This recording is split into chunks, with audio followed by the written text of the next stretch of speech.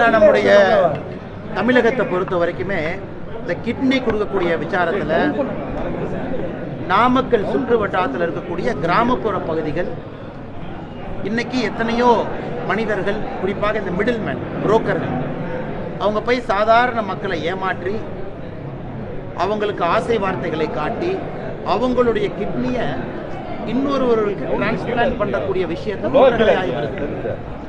ஆனால் இந்த முறை நடந்திருக்கக்கூடிய விஷயம் இன்னும் பூதகரமாக திராவிட முன்னேற்ற கழக கட்சியை சார்ந்திருக்கக்கூடிய முக்கிய நிர்வாகிகள் சில பேர் அந்த புரோக்கர்களுக்கு உறுதுணையாக, ஏன்னா அதை பொறுத்தீங்கன்னா அரசாங்க மட்டத்தில் கீழே இருக்கக்கூடிய தாசில்தாரிலிருந்து பல இடத்துல அப்ரூவல் சர்டிஃபிகேட் தேவைப்படுகிறது.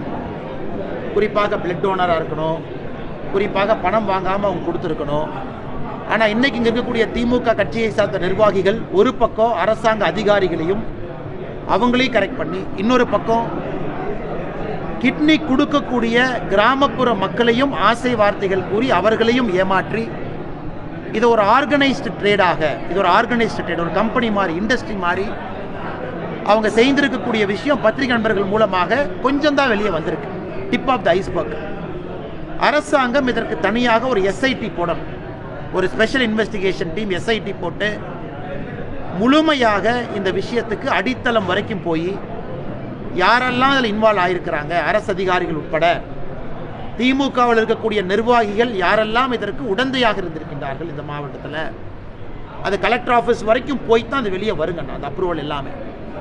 அதனால் ஆட்சி அதிகாரிகள் அந்த மட்டத்தில் தப்பு நடந்திருக்கா, இல்லை அரசியல்வாதிகள் மட்டத்தில் எந்த அளவுக்கு தப்பு நடந்திருக்கு, குறிப்பாக திராவிட முன்னேற்ற கழகத்தை சார்ந்த நிர்வாகிகள் கண்டுபிடிப்பதற்காக ஒரு எஸ்ஐடியை கான்ஸ்டியூட் பண்ணி பத்திரிகை நண்பர்கள் தொடர்ந்து கேள்வி கேட்டுக் கொண்டிருக்கின்றீர்கள். ஆனால் அரசு எஸ்ஐடி போடாமல் முழுமையாக இதற்கான உண்மை வெளியே வராது.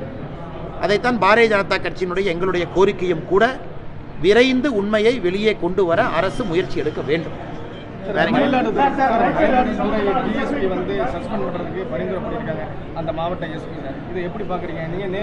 அந்த மாவட்டத்தினுடைய காவல்துறை கண்காணிப்பாளர் அவர்கள் மயிலாடுதுறையினுடைய டிஒய்எஸ்பி ப்ரொஹிபிஷன் விங் அவரை சஸ்பெண்ட் செய்வதற்கு நேற்று உத்தரவு பிறப்பித்திருப்பதாக டிவி மூலமாக நாங்கள் பார்க்குறோம். அந்த மயிலாடுதுறையினுடைய அந்த பர்டிகுலர் டிஒய்எஸ்பி அவங்க பேசும் பொழுது டெப்டி சூப்பரண்ட் ஆஃப் போலீஸ் 2 விஷயத்தை சொன்னாங்க. எனக்கு தெரியும், ஒரு சீருடையில் இருக்கக்கூடிய ஒரு அரசு பணியாளர் பத்திரிகையில் பேசக்கூடாது என்பது எனக்கு தெரியும். ஆனால் இன்றைக்கி நிலைமை அதையெல்லாம் தாண்டி போயிடுச்சு. அதனால தான் நானே உங்ககிட்ட பேசுகிறேன். என் வீட்டிலிருந்து அலுவலகம் வரை நான் நடந்து சென்ற பொழுது எந்த பத்திரிகையும் நான் கூப்பிடல, நீங்கள் கவர் பண்ணுங்கன்னு நான் கூப்பிடல. அவர் சொன்னது. இன்றைக்கி நான் பத்திரிகை நண்பர்களை அழைத்து ஒரு ப்ரெஸ் மீட் நடத்தும் அளவுக்கு நான் தள்ளப்பட்டிருக்கேன்னா, ஆட்சி அதிகாரத்தில் இருக்கக்கூடிய அதிகாரிகள் எந்த அளவுக்கு என்னை துன்புறுத்தி இருக்கிறாங்க. காவல்துறை கண்காணிப்பாளர் அவருடைய அலுவலகத்துக்குள்ளே என்னை கூப்பிட்டு, நீ நிமிர்ந்து நிற்கக்கூடாது, நீ இப்படி இருக்கணும், இப்படி இருந்தால் கையை உடைச்சிரு, விரலை உடைச்சிருவேன்னு சொல்கிறாரு அவர் சொன்னது.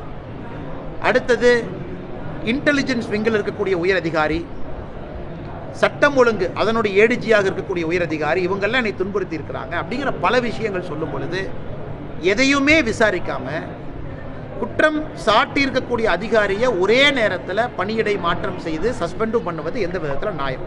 இரண்டாவது, அந்த அதிகாரியை பொறுத்தவரை அந்த ப்ரொஹிபிஷன், குறிப்பாக இந்த கள்ளச்சாராயம் என்ஃபோர்ஸ்மெண்ட், இதில் 1200க்கு மேற்பட்ட வழக்குகள் பதிவு செய்து 700க்கு மேற்பட்டவர்களை கைது பண்ணியிருக்கிறாங்க. அது ஓப்பன் ரெக்கார்ட், அதையும் நம்ம பார்க்குறோம். இன்னொரு புறம் இந்த சம்பந்தப்பட்ட டெபுட்டி சூப்பரண்ட் ஆஃப் போலீஸ், இவர் மீது இதற்கு முன்பு இது போன நடவடிக்கைகள் யாரும் அரசு எடுத்ததாக தெரியல. அப்படின்னா ஒரு ஹானஸ்ட் ஆஃபீஸராக இத்தனை காலமாக இருந்திருக்கிறாங்க. அதுவும் இவருடைய ஜீப்பை எடுத்துக்கிட்டதுக்கு அவங்க சொன்ன காரணம், முதல் நாள் இல்லை சிஎம் வர்றாங்க அதுக்கு வேணும், இன்னொரு நாள் உயரதிகாரி கொடுக்கணும். எப்போ தமிழகத்தில் நேர்மையாக இருக்கக்கூடிய அரசு அதிகாரி யூனிஃபார்மோடு ரோட்டில் நடந்து சென்று அவருடைய அலுவலகத்துக்கு போகிறாங்களோ அன்னைக்கு அட்மினிஸ்ட்ரேஷன் கொலாப்ஸ் ஆயிடுச்சுன்னு அர்த்தங்கய்யா. எனக்கு அதை தாண்டி நைட் ரவுண்ட்ஸுக்கு கூட வண்டி கொடுக்காம 2 வீலரில் போய் நைட் ரவுண்ட்ஸ் ஒரு அதிகாரி பார்க்கும் அளவுக்கு அவலம் இருக்குது. மூன்றாவதாக, அதிகாரி ஒரு விஷயத்தை சொல்லியிருக்கார், அவர் சொன்ன விதம் சரியா தப்பா அது வேற. பத்திரிகை நண்பர்களை யூனிஃபார்ம் அதிகாரி சந்திக்கலாமா? அவரே சொல்கிறாரு சந்திக்கக்கூடாது தான். ஆனால் வேறு வழி இல்லாமல் பத்திரிகை நண்பர்கள் நான் சந்திக்கிறேன். ஏன்னா நியாயத்தை யார் கேட்பாங்க? பத்திரிகை மூலமாக தான் என் நியாயத்தை நான் சொல்லணும். அப்படி இருக்கும் பொழுது குற்றச்சாட்டை எந்த விதத்திலும் கூட ஹேண்டில் பண்ணாமல், ஆராயாமல், உயரதிகாரி ஒரு ஐஜியோ என்னமோ அவங்க லெவலில் ஒரு என்கொயரி நடத்தாமல் ஒரு சாதாரண ஒரு அதிகாரியை சஸ்பெண்ட் பண்ணுவது முற்றிலும் முரணானது. ஏன்னா இவருக்கு அப்பீல் மெக்கானிசம் இருக்குது, கோர்ட்டுக்கு போகலாம், ஸ்டே பண்ணலாம், அது வேறு பக்கங்கண்ணா. ஆனால் மக்கள் இதை பார்க்கும் பொழுது நமக்கு இது நம்பிக்கை கொடுக்கல. அதனால் அரசு, குறிப்பாக முதலமைச்சர் அவர்கள், ஏன்னா அவர் தான் உள்துறை அமைச்சராக இருக்கிறாங்க தமிழ்நாட்டை பொறுத்தவரை, ஹோம் மினிஸ்டர் யாருன்னா அவர் முதலமைச்சர் தான். அவர் நேரடியாக இதில் தலையிட்டு அந்த சம்பந்தப்பட்ட டெபுட்டி சூப்பரண்ட் ஆஃப் போலீஸ் அவர்களுக்கு நியாயமும் நீதியும் கொடுப்பதற்கு உதவி செய்யணும். ஆனால் சர்ச்சை ஒன்றும் இல்லை, கருத்து எல்லாமே சொல்லியாச்சு. எல்லாருடைய கருத்தும் பொதுவெளியில் இருக்குது. இதில் சர்ச்சைக்கெல்லாம் ஒன்றுமே இல்லை. எல்லோரும் ஒரே புள்ளிகள் இணைந்திருக்கின்றோம். திராவிட முன்னேற்ற கழகத்தை வீழ்த்த வேண்டும் என்கின்ற ஒரே புள்ளிகளை இணைந்திருக்கின்றோம். அது எப்படி இருக்கணும், வருகின்ற காலம் எப்படி இருக்கணும், தேர்தலுக்கு முன்பு எப்படி இருக்கணும், தேர்தலுக்கு பிறகு எப்படி இருக்கணும், சம்பந்தப்பட்ட தலைவர்கள் பேசுவார்கள். நான் 2 தினம் முன்பு பேசியது நம்முடைய கட்சியினுடைய தலைவர் என்ன பேசியிருக்கிறாங்க அப்படிங்கிறது தான். இதில் சர்ச்சையோ சண்டையோ இதில் எந்த குழப்பமோ இல்லை. எங்களை பொறுத்தவரை திமுக அகற்றப்பட வேண்டும் என்கின்ற விஷயத்தில் ஒன்றாக நிற்கும் பொழுது குழப்பம் எங்கிருந்து வருங்கண்ணா? பேசும்போது கூட பாஜக ஆட்சிக்கு வரும் அப்படிங்கிற மாதிரி. ஆமாங்கண்ணா, எல்லாருமே கட்சி நடத்துறது அந்த கட்சி ஆட்சிக்கு வரும் தானே, அதான உண்மை. எல்லாருமே அதுக்கு தான் இருக்கும். ஆனால் இன்றைக்கி 2026 நாம் அறிவித்திருக்கின்றோம். 2026 யார் தலைமையிலான கூட்டணி, யார் கூட்டணியினுடைய முதலமைச்சர் வேட்பாளர் எல்லாமே அறிவிச்சிருக்கிறோம். அது 2026க்கு மிகச் சிறப்பாக பொருந்தும். அது 2 கட்சிகளும் ஒன்றாக இணைந்து நம்முடைய உள்துறை அமைச்சர் அமித்ஷா அவர்கள், எதிர்க்கட்சி தலைவராக இருக்கக்கூடிய எடப்பாடி பழனிசாமி அவர்கள் எல்லாரும் ஒன்றாக இணைஞ்சு அறிவிச்சிருக்கிறாங்க. ஸோ 2026 பொறுத்த வரைக்கும் எந்த கன்ஃபியூஷன் இல்லைங்கண்ணா. அதே நேரத்தில் திமுகவை அகற்ற வேண்டும் என்கின்ற ஒரு ஒற்றை இலக்கில் இருக்கும் பொழுது குழப்பமும் இருப்பதாக நான் பார்க்கிறேன்.